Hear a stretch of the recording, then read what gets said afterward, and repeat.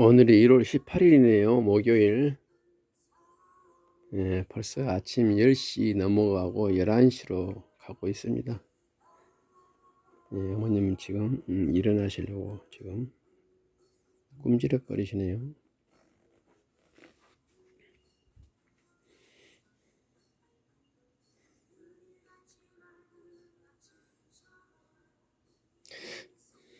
날마다 아침마다 일어날 때마다 오늘도 아무런 탈 없이 어머님 식사 잘 하시고 즐겁게 자고 놀면서 하루가 되기를 조물주에게 간절히 바라는 마음으로 하루를 시작합니다.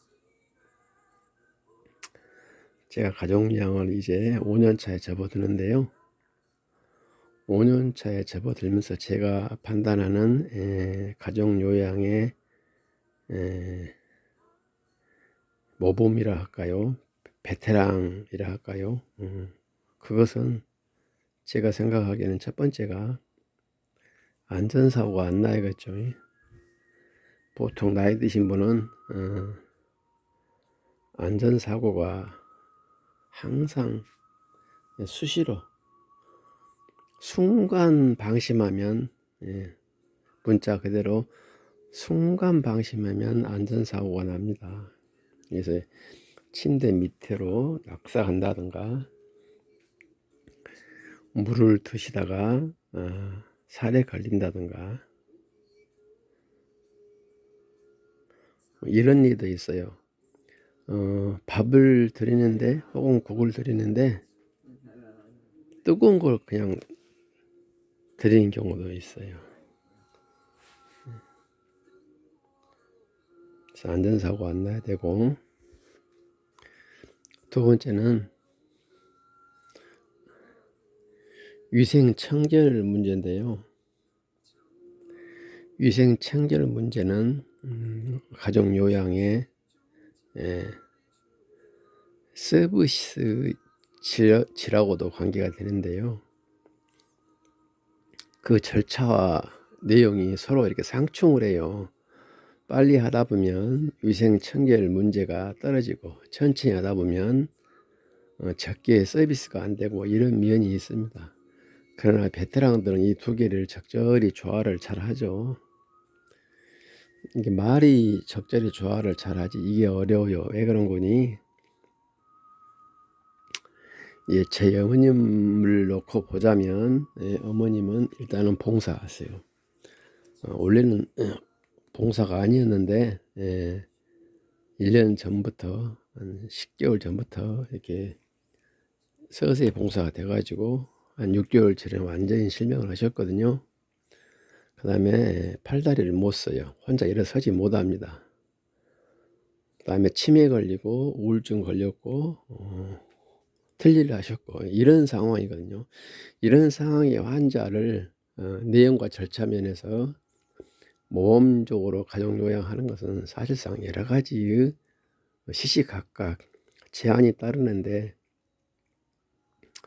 절차 내용 두 마리 토끼를 잡으려고 한다면 이게 조금 모순이 되는 상황이 발생하기 때문에 그 순간순간 생각하면 늦어요. 순간순간 적절하게 조화를 하면서 가족요양을 하는 것이 이 베테랑인데 그게 참 어렵더라고요. 어찌됐든 간에 가족요양을 오래 하신 분들은 위생적으로 최대한 빨리 부모님이 말을 안 해도 그 가려운 곳을 긁어줄 수 있는 그런 판단을 해야 되는데 이게 바로 이제 가족요양의 베테랑이 아닌가 싶어요.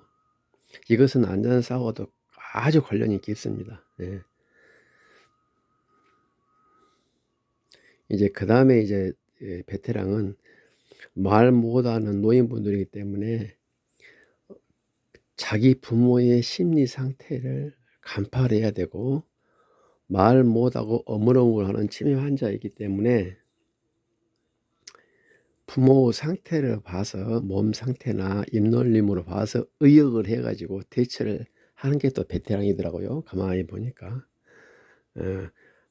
아무 말 없이 가만히 있는다 해서 저분 은혜는 정지되어 있겠다 이건 절대 아니고요. 그 다음에 뭐라고 말씀하시면 저 사람이 그냥 치매다, 그냥 넋두리 하는 것이다, 이렇게 무시해서는 안 되고, 분명히 외부에 무슨 정보를 전달하고 있는 그 간절함이 있다. 그게 뭔가에 대해서 깊숙이 고민하고, 그 고민에 대한 그 판단에 대한 통계치를 누적해 가지고 그 정상에 대한 그 통계를 빨리 확보하는 게 베테랑인 것 같아요.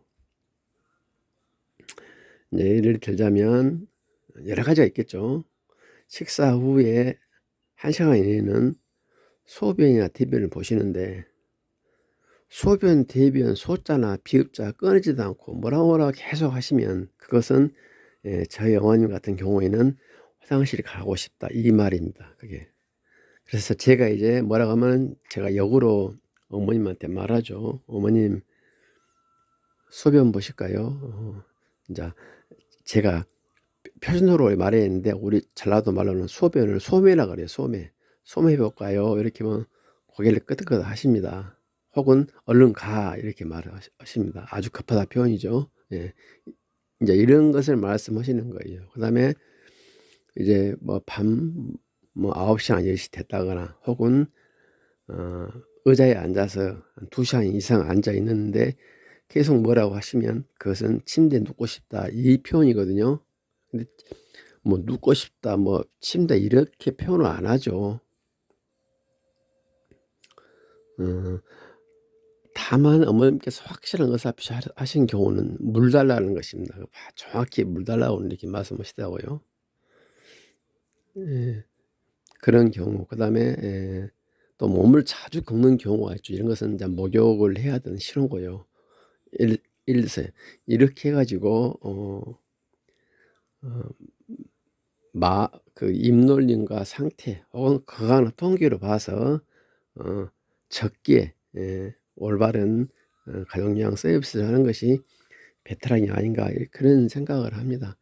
그리고 이제 이런 것을 발굴하는 기본적인 것은 부모님을 존경하는 그런 마음이 쫙 점에 깔려 있어야 되고, 이런 부모를 존경하는 마음이 지속 가능한 존경심이어야 됩니다.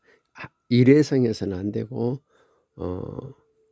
어머니 죽든 내가 죽든 같이 한번 해봅시다, 이런 불구루 투지. 저는 여기에서 이런 말을 많이 씁니다. 독립운동하는 그런 투지가 있어야만이